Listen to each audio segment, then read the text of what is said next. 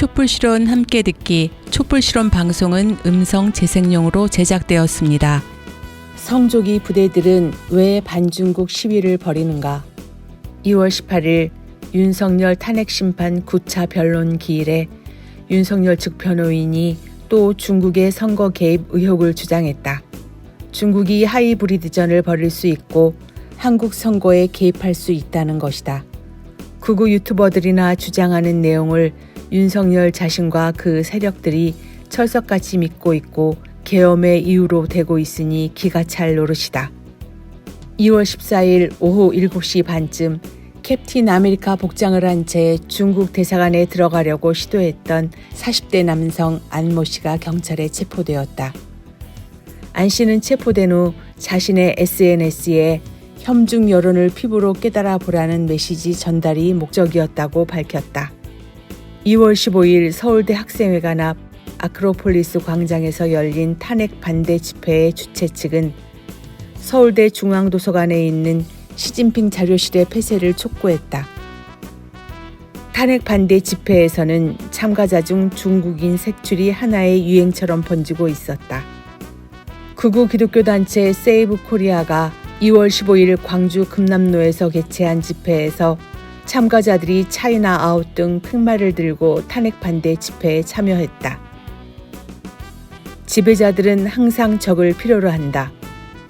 1945년 해방 후 한국의 친일 세력들이 미군정에 의해 정치적으로 부활하고 한국의 기득권 세력으로 70년간 북위 영화를 누릴 수 있었던 보검은 반공, 반소, 반북이었다.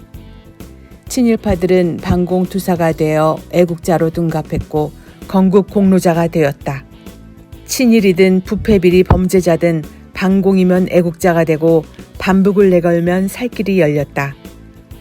한국의 기득권 세력들이 정치적 위기 때마다 북한의 도발과 전쟁 위기를 주장하는 이유가 거기에 있었다.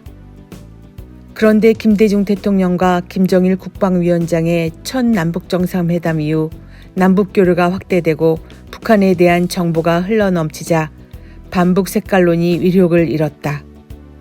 기득권 세력들은 자신의 정통성과 권력을 유지시켜줄 새로운 적이 필요했다. 반북에서 반중으로 친일파들에게 구원의 밧줄을 내려준 미국의 대외 패권 전략에 따라 국내 기득권 세력들의 주공 방향이 정해진다. 미국은 반공 반소 정책이 소련 해체로 막을 내리자 북한 핵 문제를 명분으로 북한을 집중적으로 공격했다. 그리고 북한이 핵 보유국이 되고 남북 정상회담으로 반북 색깔론이 약화되자 중국을 주 공격 대상으로 삼았다. 앞으로 5 내지 10년 안에 중국의 경제력이 미국을 넘어설 수 있다는 전망이 나오고 있어 중국에 대한 미국의 정치, 경제, 군사적 집중 공격이 예상된다. 미국의 반중 패권 전략에 따라 국내 기득권 세력들의 주된 적은 이제 중국이 되었다. 윤석열이 대북전쟁 도발에 실패하자 중국의 선거 개입론에 집착하고 성조기 부대들의 반중 혐중 시위가 격렬해지는 이유다. 성조기 부대들의 반중 시위 배후는 미국, 한국의 기득권 세력들의 본질은 친일 매국 세력이자 친미 사대주의자들이다. 이들은 국민들의 지지가 아니라 외세의 지지에 명줄을 걸고 국가의 이익을 팔아먹고 자신의 기득권을 유지하며 살아간다. 이들에게 미국의 이익은 자신의 이익이고 미국의 정책은 자신의 행동 방침이다.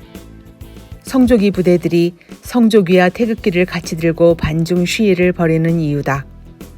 윤석열 일당과 성조기 부대에게 미국의 한국 대통령실 도청이 아무런 문제가 아닌 이유도 여기에 있고 윤석열 탄핵 이후 노골적인 내정 간섭이 구원의 동아줄로 보이는 이유도 여기에 있다. 자주 독립기와 태극기를 들고 국익을 지키자. 윤석열 파면과 정권 종식은 인물을 바꾸고 세력을 교체하는 것을 넘어 윤석열 정권과 기득권 세력들의 반민주, 반민족, 반국가 정책을 완전히 바꾸는 것으로 이어져야 한다.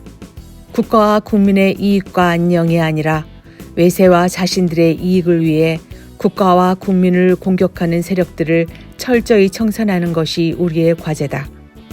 자주 독립기와 태극기를 휘날리며 국가와 국민의 이익을 지켜 싸우자.